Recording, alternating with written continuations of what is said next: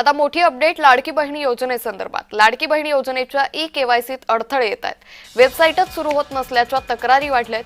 E-KYC साठी 18 November ही शेवटची तारीख आहे। वडील आणि पतीच्या आधार क्रमांकाचाही मोठा गोंधळ।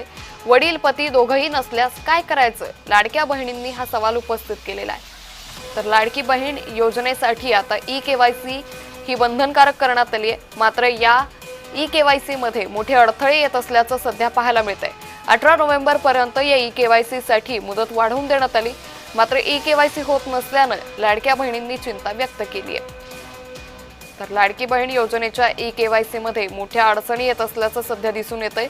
या ई-केवायसी साठी वडील किंवा पतीचं आधार क्रमांक देणं बंधनकारक आहे।